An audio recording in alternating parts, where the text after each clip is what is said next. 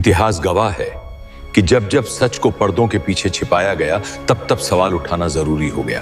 हम अक्सर वही देखते हैं जो हमें दिखाया जाता है, लेकिन आज हम वो देखेंगे जो छिपाया गया है। कुर्सी थाम लीजिए, क्योंकि ये कहानी सिर्फ जानकारी नहीं, एक कड़वी हकीकत है।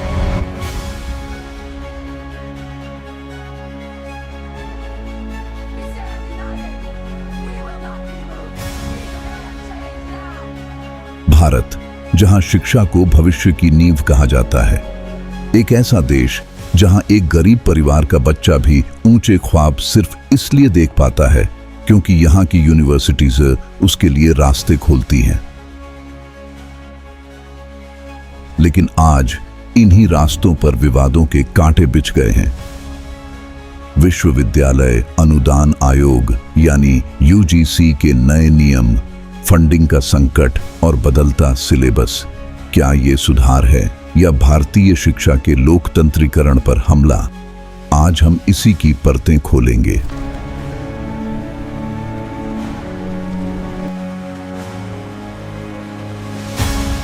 उन्नीस में जब यूजीसी बना तो इसका काम था कॉलेजों को फंड देना और शिक्षा के मानक तय करना।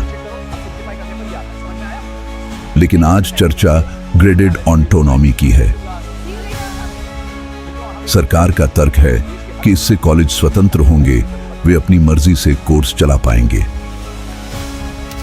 लेकिन आलोचकों का कहना है कि यह स्वायत्तता नहीं, बल्कि सरकार का अपनी जिम्मेदारी से पल्ला झाड़ना है। जब सरकार कहती है कि यूनिवर्सिटी खुद अपना फंड जुटाए, तो इसका मतलब है कि यूनिवर्सिटी अब एक कंपनी की तरह काम करेगी, और जब कंपनी घाटे में होगी तो उसका बोझ ग्राहकों यानी छात्रों पर होगा।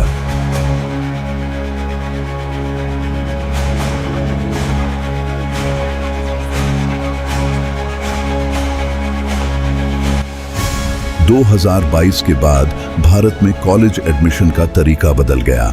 आया कट ऑफ। मकसद था हर बोर्ड के छात्र को बराबर मौका देना। पर क्या ऐसा हुआ?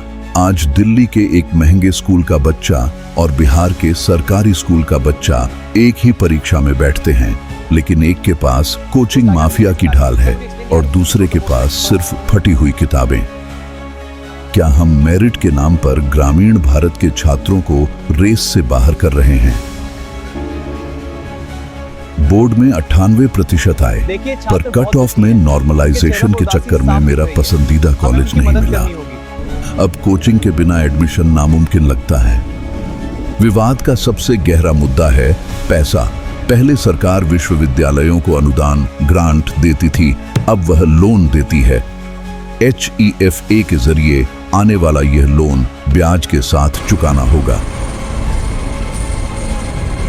नतीजा, कोर्स की फीस आसमान छू रही है, हॉस्टल की फीस और ज्यादा हो रही है। शिक्षा जो कभी पब्लिक सर्विस थी, अब प्रॉफिट मेकिंग बिजनेस बनती जा रही है। कैसे पिछले 5 सालों में सेंट्रल यूनिवर्सिटीज की फीस में 100% से 300% की वृद्धि हुई है। विवाद सिर्फ प्रशासनिक नहीं, वैचारिक भी है। पाठ्यक्रमों से कुछ अध्यायों का हटना और नए विषयों का झुरना है। इस पर देश भर के शिक्षाविदों में मतभेद हैं। आरोप लग रहे हैं कि शिक्षा के जरिए एक खास विचारधारा थोपी जा रही है। साथ ही नियुक्तियों में योग्यता से ज्यादा निष्ठा को तवज्जो देने के आरोपों ने यूनिवर्सिटीज की साख पर सवाल खड़े कर दिए हैं। यूजीसी के ये विवाद महज कागजी बदलाव नहीं है, ये तय करेंगे कि आने वाले कल का भारत कैसा होगा। क्या शिक्षा सिर्फ उन चंद लोगों के लिए होगी जो इसे खरीद सकते हैं, या फिर हम उस सपने को बचा पाएंगे जहां काबिलियत गरीबी की मोहताज नहीं होती? नीतियां बदलनी चाहिए, पर नीयत भी साफ होनी चाहिए, क्योंकि जब शिक्षा का मंदिर बाजार बन जाता है तो सबसे पहले रोशनी सबसे गरीब के घर से गायब होती है। शिक्षा सबका अधिकार है, व्यापार नहीं। सच कड़वा हो सकता है, लेकिन उसे जानना आपका हक है। यह आवाज यहां खामोश नहीं होगी, क्योंकि सवाल अभी और भी हैं।